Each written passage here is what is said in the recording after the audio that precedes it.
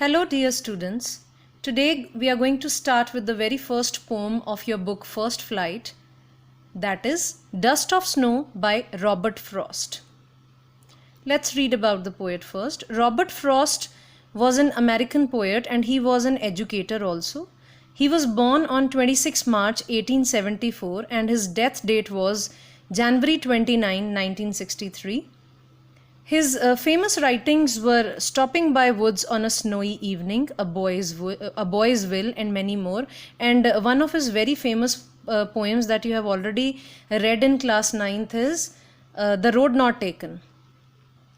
Then he was awarded Pulitzer Prize for Poetry and United States Poet Laureate and many more. Let's see the key themes of the poem.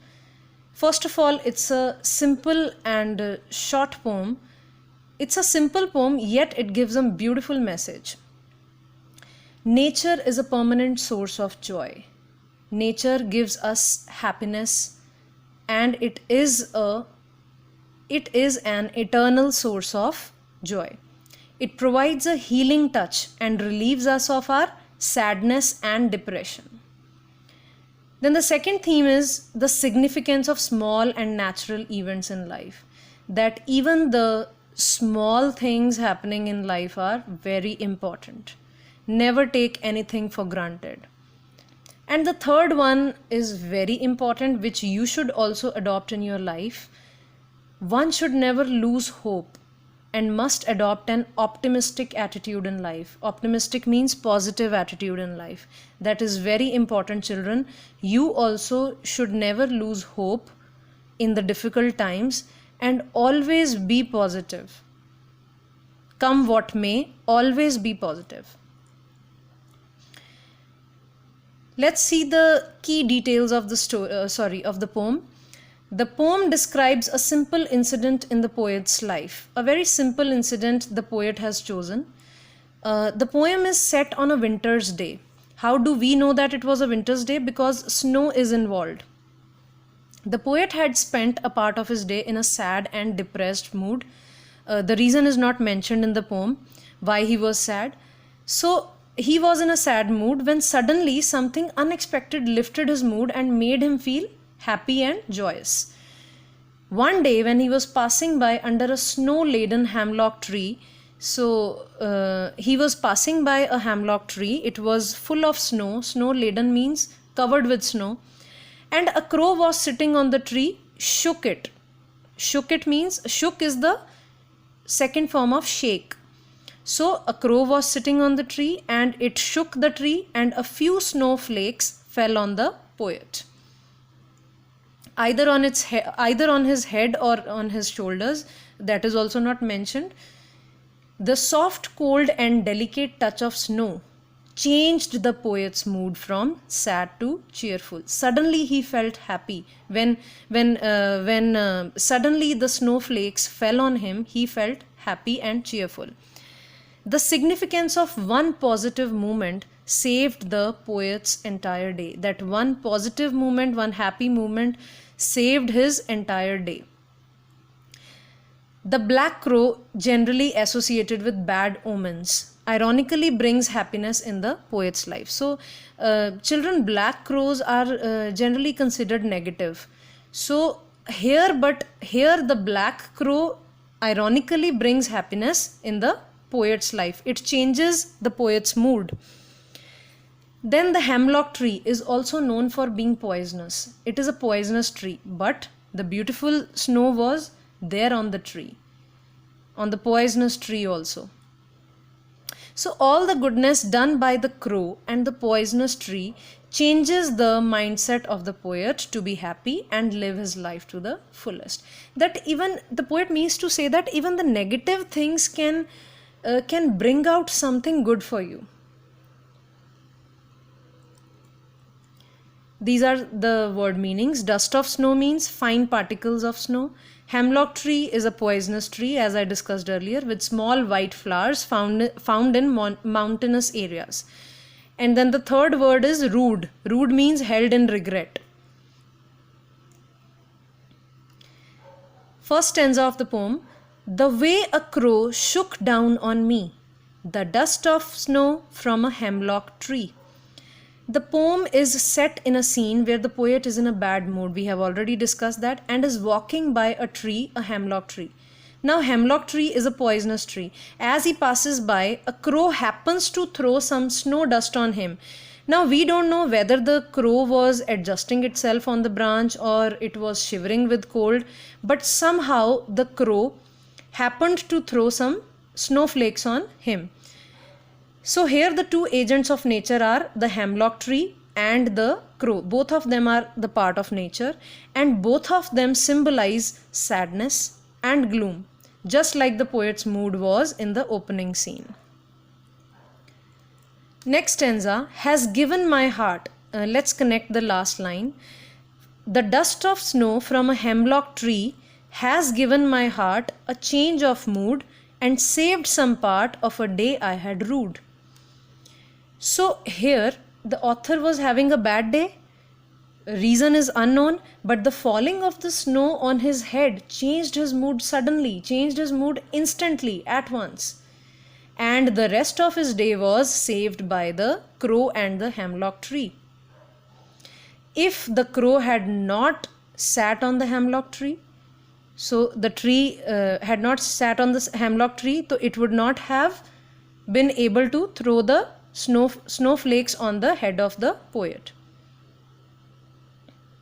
And if the snowflakes had not been fallen on the head of the poet, he would not have become happy. So indirectly, the rest of the day was saved by the crow and the hemlock tree, the two negative things. Generally, hemlock tree and crow have negative associations, but the poet has used them beautifully to convey. The poet has changed their associations beautifully to convey that inauspicious things can bring joy and happiness too. Even the negative things, even the inauspicious things, the things which we consider inauspicious, can bring a lot of happiness in our lives. One must not take things for granted and should accept whichever way the nature blesses us. We should not take things casually, and we should accept the way we are going to be blessed. We should not interfere,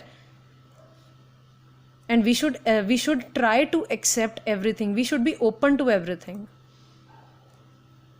Let's talk about the literary devices. The first one is alliteration.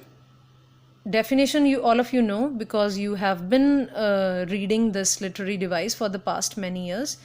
The occurrence of the same letter or sound at the beginning of adjacent or closely connected words. Has given my heart, her and her sound has been repeated. And saved some part, saved and some ss has been repeated, the first sounds. Then the device is enjambment. Enjambment is when the same sentence continues to the next line without the use of any punctuation marks, without the use of any full stop. So it is called enjambment, and throughout the poem there is enjambment. Every line is continuing to the next line without any punctuation mark. Okay. Next is symbolism. Now what is symbolism? It is the use of symbols to express some idea. Use of symbols.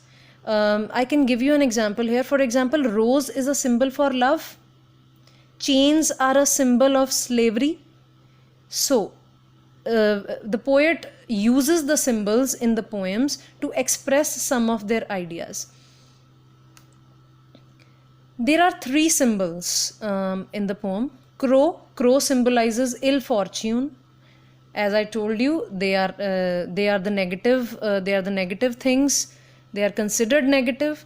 Hemlock tree symbolizes death because it is a poisonous tree. Dust of snow, sorry, S is missing. Dust of snow symbolizes hardships and difficulties. Now the poet has associated these negative symbols with his depressed mood. But in the poem, he has changed these negative symbols into positive ones by showing a positive change in his mood.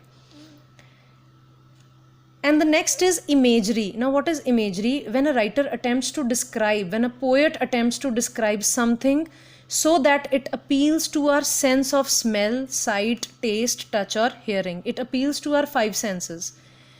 And in the poem, imagery is the visual imagery that appeals to our eyes. For example, snow-covered hemlock tree, crow sitting on the tree, and when the lines are written in such a way that that we try to imagine in our mind, it creates the mental images.